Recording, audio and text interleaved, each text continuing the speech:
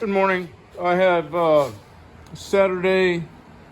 I had come to the shop and had so many different directions that I needed to go in. It was basically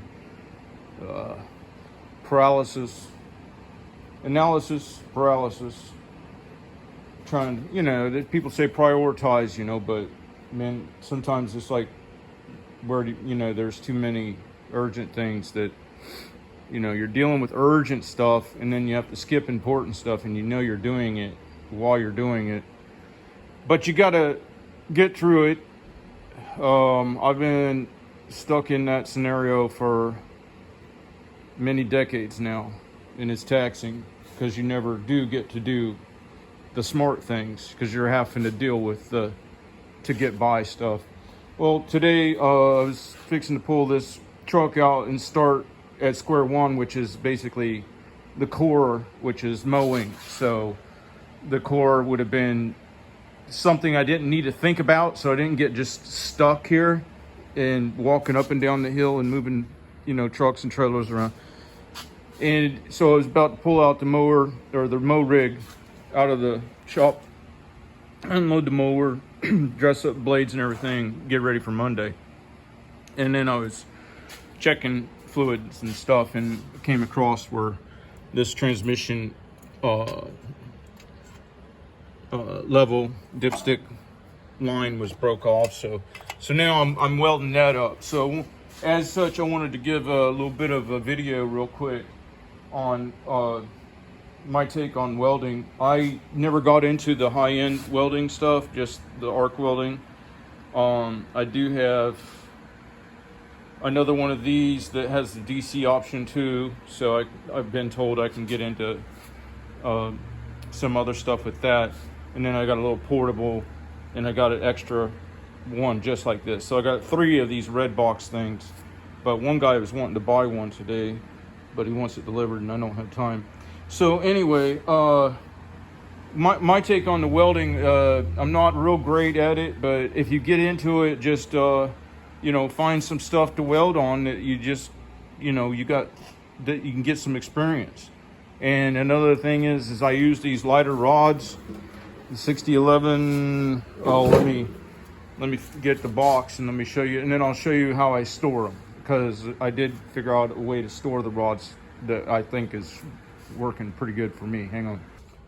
So as you can see, I got a second regular one, which, I don't know, over the years it happened. And then I got one from a customer that got the AC and the DC.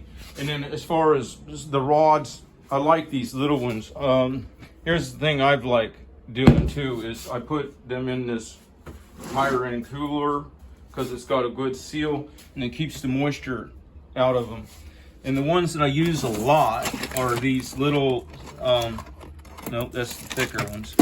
So this cooler, what happens is I'll get new shoes or something, and they'll have silica packets in there, and I'll put them in there to desiccate, to keep the moisture, humidity down, whatever.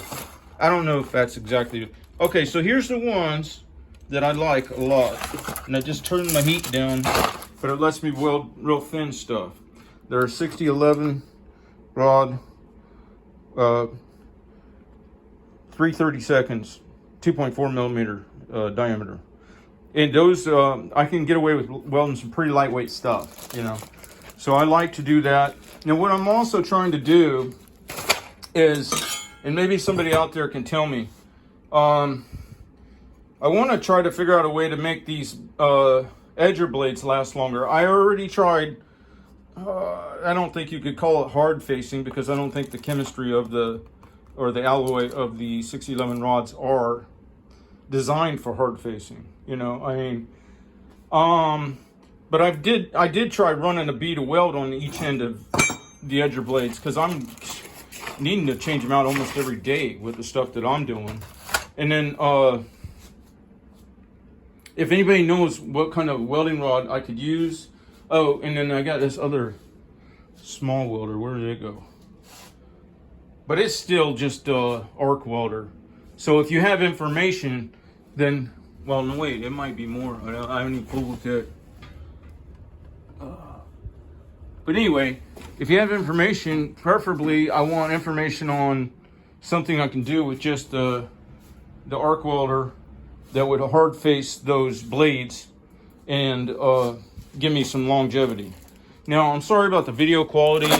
I am finding it hard to do the video right now because I can't find a particular thing, and I'll show it to you here. Let me see if I can find it, because without it I really can't do this. Hang on. Okay, I did find it. What happened, this is what I loosely termed the Bagfoot, and I do have the domain name and everything, but I never got time to do anything more with it. And if you ever look at my videos and you wonder, well, how do you get into sniper shots and everything, you know, without this, before I was using tripods, and tripods, the problem with them is, you know, one leg finds a little place, a hole or something, and it's flipping over, and you bend the legs apart too many times and they break, and they're big and hard to store. What this is I'm using the mass to offset and balance and stabilize the device, which for me is a phone. And what it is it's a media field elastic containment that lets you put within the clip your device and position it for video or for viewing if you want to use it in entertainment purposes. But then as far as adjustment, this bag, because it's media field and it has a mass that's big enough to offset the mass of my device, and the ones I make for other people I will take into consideration as far as the clip size and the amount of media, you know, what they need before I send them out. But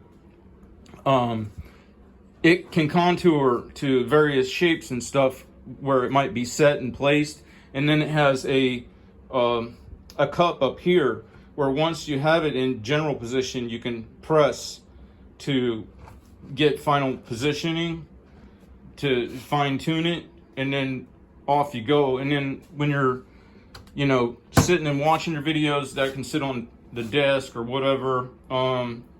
And it works for me because it's just so much simpler. I mean, this one I've been using for years.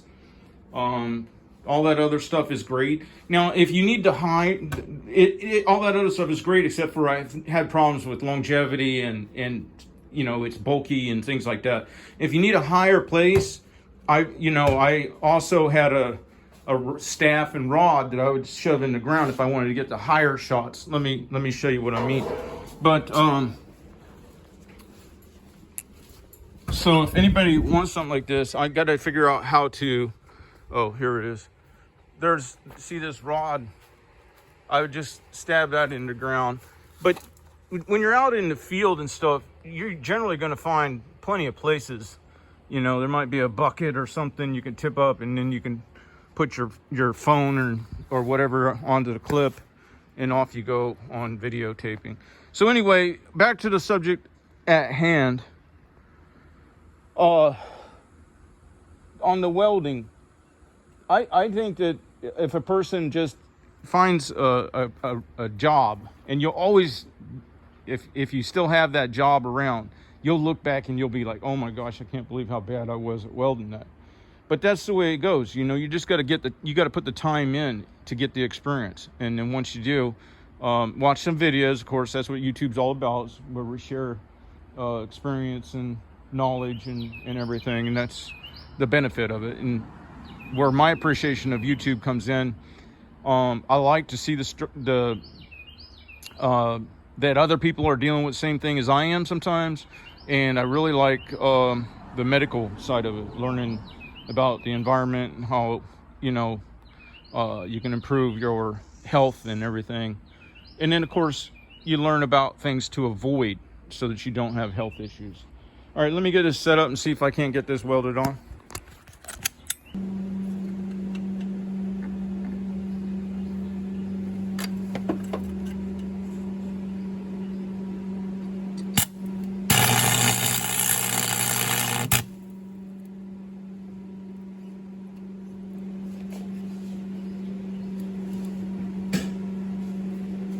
I'm gonna turn it down. That's a little bit much on the heat.